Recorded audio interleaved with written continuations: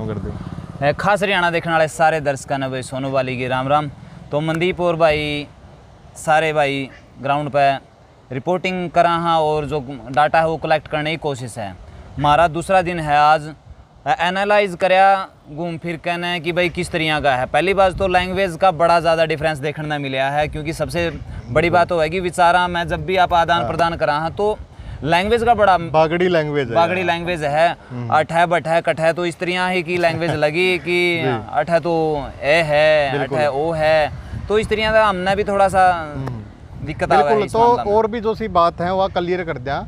यहाँ पे जो एक बहुत बड़ा देश का किसान आंदोलन चला हुआ है 10 महीने से, लेकिन इलाहाबाद की अगर बात करें, यहाँ उपचुनाव भी है, यहाँ पे इतना सोनू भाई असर नहीं दिखाई दे रहा है। जब भी हम बात कर रहे हैं किसाना की और किसी भी चुनाव ने लेकर जब बात चला है नहीं किसाना का भाषण में कि भाई जहां भी चुनाव होंगे तो हम इन्हें आईना दिखाने की कोशिश कराएंगे। लेकिन जब ग्राउंड लेवल पे लोग तय ऑफ कैमरा बात करी गई तो उन तक जब पूछा गया कि भाई यहाँ पे जेजेपी या बीजेपी का या फिर मौजूदा गठबंधन सरकार का जो उम्मीदवार है यहाँ पर आवागा तो आपका क्या कुछ रिएक्शन रहेगा, गांव वालों का क्या कुछ रिएक्शन रहेगा, तो उनकी सिर्फ एक के बात बोली कि भाई वो उनका पर्सनल मैटर है, अगर किसी का आवे है तो अगर हम मना पसंद नहीं है तो हम सिर्फ उनके घर नहीं जावांगे, इतना उसका, लेकिन विरोध कोई नहीं करेगा। इस तरह की बात देखने को एक गांव का नेचर इतना अच्छा है, अगर कहीं भी जा रहे हैं ना तो चाय पानी से लेके सारा कुछ। और दूसरी बात एक और सोनू भाई, जैसे हम ऑफ कैमरा बात कर रहे थे ना तो वो कह रहे थे कि हम अगर जेजेपी का कोई नेता आता है तो सारा काम वहाँ जाता है,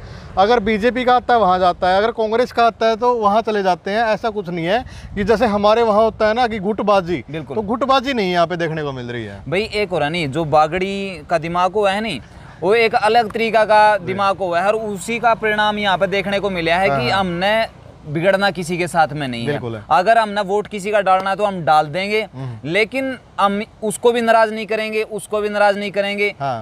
ये बात नहीं है कि नहीं अब जेजेपी वाला आ गया है तो हमने उसका नहीं जाना है, सारे के सारे जावेंगे। बीजेपी वाला आ गया उसके भी जावेंगे, इनेलो वाला आ गया उसके भी जावेंगे, कांग्रेस वाला आ गया उसके भी जावेंगे, लेकिन वोट अपना हिसाब से ही देवांगे। हाँ, और एक दूसरी बात यहाँ पे सर्वे में इतना मजा नहीं आ रहा जो अपनी साइड में ना, जैसे अपन ने कोई सर्वे करा, कोई चुनाव है तो एक लोगों में भी ये है कि एक जागरूकता लगा लो, या फिर अगर माइक देखा नहीं और वो टूट पड़ते हैं। बिल्कुल। तो यहाँ पे थोड़ा ऐसा नहीं है कि यहाँ पे कोई ज्यादा इंटरेस्ट सा लेंदे। लोगों का पता है क्या है, एक अपना अपना मेथड हुआ है कि उसने थोड़ा सा राजनीति में ज़्यादा सक्रियता दिखानी हुआ है या फिर अपनी बात रखने का ज़्यादा सा शौक हुआ है। हमने जैसे बड़ौदा उपचुनाव वहाँ पर क्लियर किया था या फिर जींद का किया था, तो उसमें क्या था, लोगों ने अपनी बात रखने का बड़ा ज़्यादा शौक था, लेकिन यहाँ लोग अपनी ही मस्ती में, उन्हें किसी ज़्यादा इंटरेस्ट नहीं है। तो वो चीज़ एक अलग है। बिल्कुल बिल्कुल, ये बात अलग है। और दूसरी बात एक और बताऊं भाई, जैसे जींद के अंदर बीजेपी ने जो बड़ा गेम खेला था कि डी ग्रुप का रिजल्ट घोषित कर दिया था, इसके बाद ही सारा खेल पलट गया था।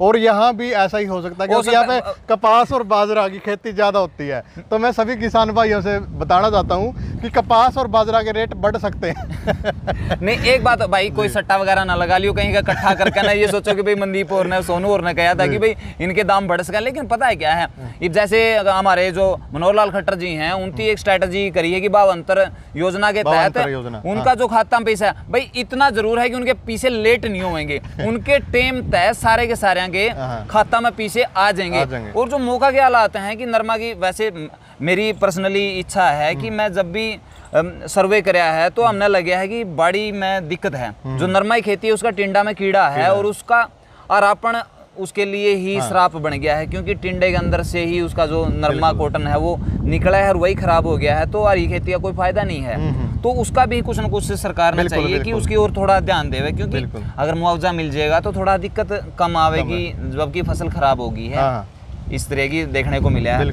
और एक और है भाई साहब, जो ये स्ट्रैटेजी थी कि भावांतर योजना, इसका मतलब क्या था कि इनका कहीं ना कहीं मन में थी कि भारत बाजरा ले के बेचेंगे यहाँ। इस वजह से इनकी क्या करेगा कि भाई जिसकी पंजीकरण करवा रही है उनके खाता में पीछे गिर दो, ज़्यादा नुकसान नहीं होगा, कम नुकसान होगा। तो दूसरी एक और बात बताऊँ मैं, इलाहाबाद का जो एरिया है, जो इलाहाबाद है वो एक छोटा सा कस्बा है। जैसे वहाँ पे बड़ौदा में पीछे उपचुनाव हुआ था तो जो बड़ौदा का सारा कामकाज था वो गोहाना से चलता था। तो जो इलाहाबाद है, इलाहाबाद का सारा जो काम है वो सिरसा से चल रहा है, और सिरसा यहाँ से लगभग 50 किलोमीटर दूर पड़ता है। यही है ना सोनू? बिल्कुल बिल्कुल।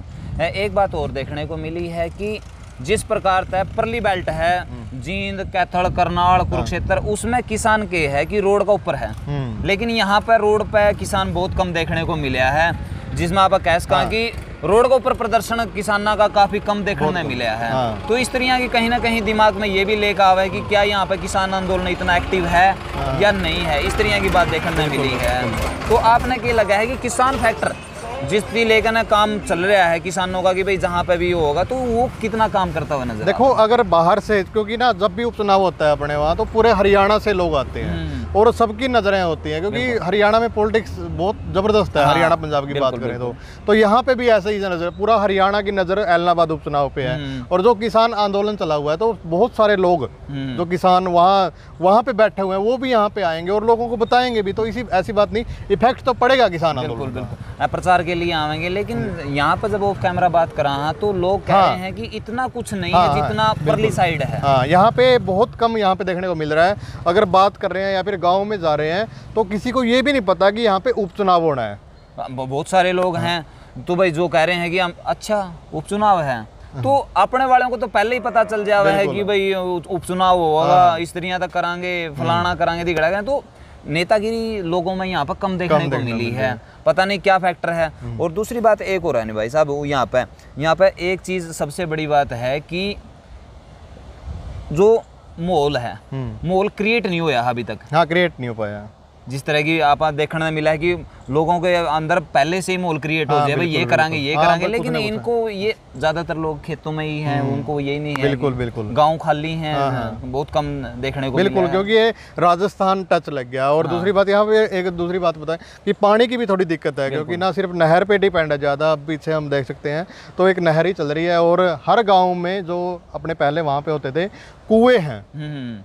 एक ये लगा सकते हैं कि हम जैसे अपने हरियाणा में जो सारा एक मॉडर्न सा बन गया, लेकिन ये एरिया है जो ये एक राजस्थान टच से है और ये ऐसा महसूस होता है कि राजस्थान में आ गया। नहीं, इस साइड जैसे ये 45 बोलते हैं, 45 गाँव जहाँ पे हम हैं, बेनीवाल, तो इस तरह से जो 45 बोल रहे हैं तो इस गाँव में पानी की व्यवस्था कम है, लेकिन मारू एरिया आ गया ये। यहाँ पे मोस्टली देखेंगे तो अब बाजरा की खेती है या नरमा की खेती है, लेकिन जब दूसरी साइड जावांगे, दूसरी साइड जीरी का एरिया है, तो कल्चर भी इस एरिया में चेंज होता हुआ नजर आओ, काफी अलग अलग तरीका का एरिया में चेंज भी। और दूसरी बात ये कह रहे हैं कि जो 45 बोला है, जिसमें 45 गांव है, उसमें जो वोट बैंक है वो एक पार्टी का है और जो दूसरे गांव रह गए बिल्कुल उसमें सारा कुछ मिक्स है। तो इसमें आप ये भी नहीं कह सकते कि एक तरफा सिस्टम है सारा कुछ। बिल्कुल एक और नहीं, दूसरे हलकों के मुकाबले यहाँ पर गाँव भी ज्यादा है और छोटे छोटे हैं, डाणिया टाइप गाँव है, इतना ज्यादा वो नहीं है। बिल्कुल, लगे इसमें गांव की बात करें तो लगभग 80 के आसपास गांव है। 80 के आसपास है, 2 हल्के तैयार हो जाए इतना में तो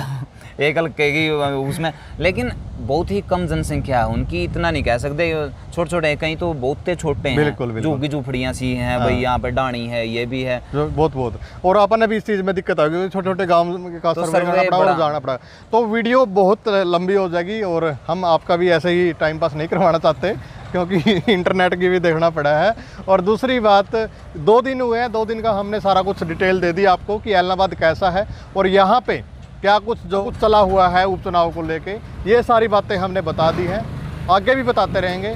कमेंट जरूर करें, शेयर जरूर करें और हमें भी बताते रहें कि हम क्या करें, डिस्कस जरूर करते रहें। आपके मन में अगर कोई क्वेश्चन है जो आप जनता के बीच में जाकर जानना चाहो हो, वो सारे के सारे आप कमेंट बॉक्स में जरूर लिखे रहो, ताकि हमने भी आसानी हो कि वहां पे जाने के बाद में आपके जो क्वेश्चन है हम उनको बिल्कुल। और अगर किसी नेता से हमने कोई क्वेश्चन करना पड़ा वो भी आप बता सको कि भाई कोई नेता मिला है तो आपसे आप ये क्वेश्चन उसे जरूर करें। बिल्कुल, क्योंकि आपके विचार रखने के लिए ही हम यहाँ पे हैं। और इतने बड़े पत्रकार भी नहीं है, ये तो एक छोटी मोटी जो बातें हम कर लेते हैं। तो शेयर जरूर करें। राम राम। कोई नज़दीक का अगर है, कोई नज़दीक का जो इस वीडियो को देख रहा है ऐलनाबाद से, वो अपने गांव का नाम और जो उसका मोबाइल नंबर है वो प्रोवाइड ज़रूर करवा दें, ताकि हम जब भी उस गांव में आवा तो आपसे मिल सका और हमने आसानी उसका हम आपकी मदद ले सका। तो इस चीज़ का जरूर ध्यान। बाकी सोनू वाली ने एक दिक्कत हो रही है, सोनू वाली पूरी हरियाणवी बोल रहा है और पूरा बागड़ीबाज है नहीं तो मिक्स करनी बहुत दिक्कत भाई बैठे। अगर कोई साथी सगड़ा देखने लाग रहे हो तो अपना जो कमेंट में अपना नंबर और अपने पकड़ कर गया। जो तो गांव का नाम है वो जरूर सागे दियो, ताकि हम आवे तो आपसे जरूर मिले। और चाय पानी जो भाई है सब तो बड़ी बात लगे कि भाई अठे आने के बाद में हमने कहा कि भाई एक कप तो मारना कभी पी लियो जी, तो बहुत अच्छा लग गया भाई। और हम कहेंगे कि भाई राम राम सा, बहुत बहुत धन्यवाद। मिला तो सागे नेक्स्ट वीडियो में, तब तक के लिए राम राम भाई। और बने रहो साथ में, सागे शेयर जरूर कर दियो। चलो भाई।